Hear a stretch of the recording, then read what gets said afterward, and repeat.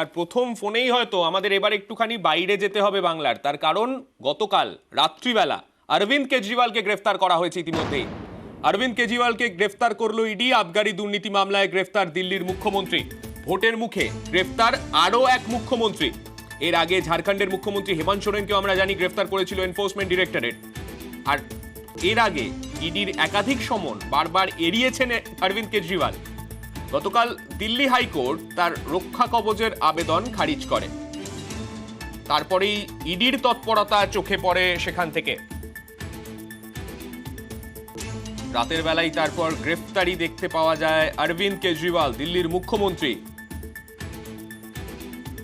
আমরা চলে যাব নয়াদিল্লি থেকে, রয়েছেন আমাদের প্রতিনিধि सुशील पांडे।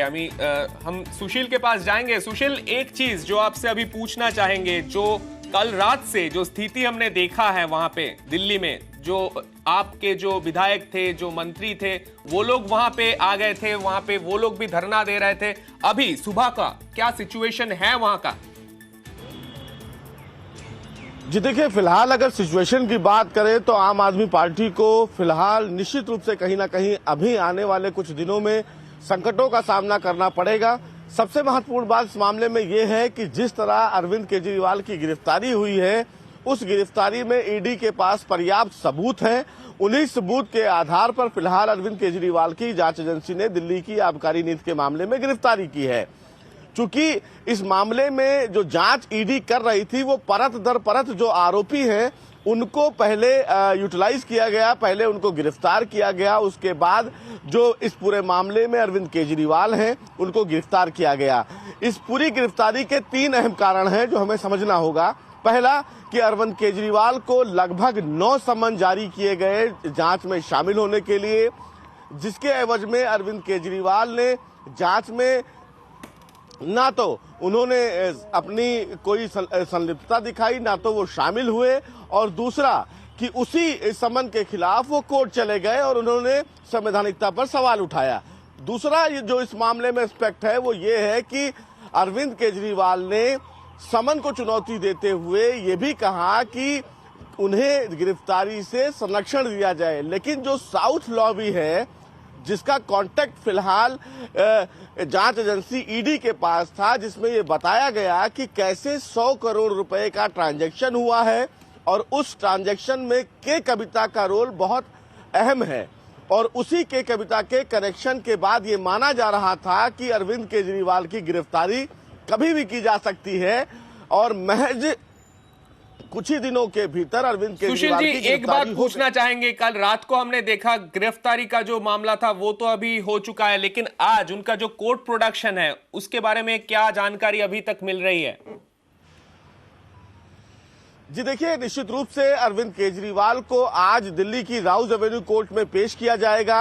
सबसे महत्वपूर्ण बात इस मामले में यह है कि अरविंद केजरीवाल को पेश करने से पहले जो जांच एजेंसी ईडी है उनका मेडिकल करवाएगी। मेडिकल होने के बाद उन्हें जो पीएमएलए की कोर्ट है, कावेरी बावेजा की कोर्ट, जहां पर आबकारी नीति मामले में सुनवाई चल रही थी, उनकी कोर्ट में पेश किया जाएगा। हमारी जो जानकारी, जो एसीपी रैंक के अधिकारी हैं वो पूछताछ कर रहे थे, तब भी उन्होंने इस पूरे मामले में कोई भी सीधा जवाब नहीं दिया। उन्हें छोड़ने वाली नहीं है। साफ तौर से दिल्ली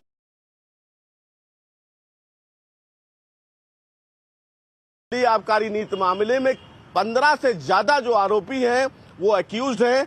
संजय सिंह अक्यूज्ड हैं, मनीष सिसोदिया अक्यूज्ड हैं, और अब मुख्यमंत्री अरविंद केजरीवाल जांच तलाश में आगे क्या मिलता है उन पर हमारा भी नजर रहेगा। आपको बहुत धन्यवाद सुशील। আর যে জিনিসটা আমরা নজর রাখছিলাম, যে গ্রেফতারির খবরে আমরা নজর রাখছিলাম, সন্ধ্যে 7টা নাগাদ দিল্লির মুখ্যমন্ত্রীর বাড়িতে পৌঁছেছিল গতকাল ইডি। প্রায় 2 ঘন্টা ধরে আবগারি দুর্নীতি মামলায় কেজরিওয়ালকে জিজ্ঞাসাবাদ করে ইডি। অবশেষে 9টা 15 নাগাদ তাকে গ্রেফতার করা হয়। রাত তখন 11টা 20 দিল্লির ইডি দপ্তরে নিয়ে যাওয়া হয় দিল্লির মুখ্যমন্ত্রীকে। গতকাল সন্ধ্যে থেকেই কেজরিওয়ালের বাড়ির সামনে জড়ো হতে থাকেন আপ নেতা, মন্ত্রী, বিধায়করা। গ্রেফতারের পর বিজেপি সরকারের বিরুদ্ধে সুর চড়িয়েছে আম আদমি পার্টি। রাজনৈতিক ষড়যন্ত্রের অভিযোগ আপের তরফে জানিয়ে দেওয়া হয়, গ্রেফতার হলেও পদত্যাগ করবেন না অরবিন্দ কেজরিওয়াল, জেল থেকেই চলবে দিল্লি সরকার। 500 से ज्यादा अफसर इस केस में लगे हुए थे, 1000 से ज्यादा रेड्स हुए, आम आदमी पार्टी के नेताओं के घर, मंत्रियों के घर, उनके ऑफिसेज में हर जगह रेड हुई, लेकिन उसके बावजूद 1 रुपया आज तक नहीं मिला है। तो आज लोकसभा का चुनाव अनाउंस होने के बाद अरविंद केजरीवाल का अरेस्ट एक राजनीतिक साजिश है। अगर आपको लगता है कि एक अरविंद केजरीवाल को गिरफ्तार करके आप इस विचार को खत्म कर सकते हो, तो आपको गलत लगता है। हमने शुरू से स्पष्ट किया है कि अगर जरूरत पड़ेगी तो अरविंद केजरीवाल जी जेल से सरकार चलाएंगे। আর কেজরিওয়ালের গ্রেফতারিতে বিজেপির নিশানা বিরোধী রাজনৈতিক দলগুলির পাল্টা জবাব বিজেপির তরফেও। এরা বিরোধী রাখতে দেবে না, এরা গণতন্ত্রকে ভুলুণ্ঠিত করে স্বৈরাচারী শাসন ব্যবস্থার মধ্যে দিয়ে বিরোধীকে শেষ করে একটাই রাজনৈতিক দল রাখবে, সেই পথে এগোচ্ছে। এর আগে অতীতে মধ্যপ্রদেশ, গোয়া, মহারাষ্ট্র সহ বিভিন্ন নির্বাচিত সরকারকে কিভাবে তারা কেনাবেচা করে ফেলে দিয়েছে দেখবেন। আর যেখানে সেগুলো করতে পারছে না, সেখানে ইডি সিবিআই দিয়ে সেই সমস্ত বিরোধী দলগুলো শীর্ষস্থানীয় নেতাদের হয় ডিস্টার্ব করো, নয় অ্যারেস্ট করো। এটাই তাদের তুগলকি মনোভাবের একটা বহিঃপ্রকাশ। কিন্তু এই করে কিছু করা যাবে না। দেশের মানুষ এই স্বৈরাচারী শাসন ব্যবস্থার থেকে মুক্তি চায়। দেখুন, মদ কেলেঙ্কারি নিয়ে তদন্ত চলছিল। বেশ কয়েকদিন আগে আপনারা জানেন যে টিআরএস এর নেতা এবং তেলেঙ্গানার মুখ্যমন্ত্রী, তার মেয়ে কবিতা, যিনি সাংসদও ছিলেন, তিনিও অ্যারেস্ট হয়েছেন, গ্রেপ্তার হয়েছেন। তো স্বাভাবিকভাবে এখন যেভাবে তদন্ত চলছিল এই মদ ঘোটালার বা মদ দুর্নীতি, দিল্লিতে যে মদ দুর্নীতি হয়েছে, তাতে তো বোঝাই যাচ্ছিল আজ না হয় কাল অরবিন্দ কেজরিওয়াল ভেতরে যাবে।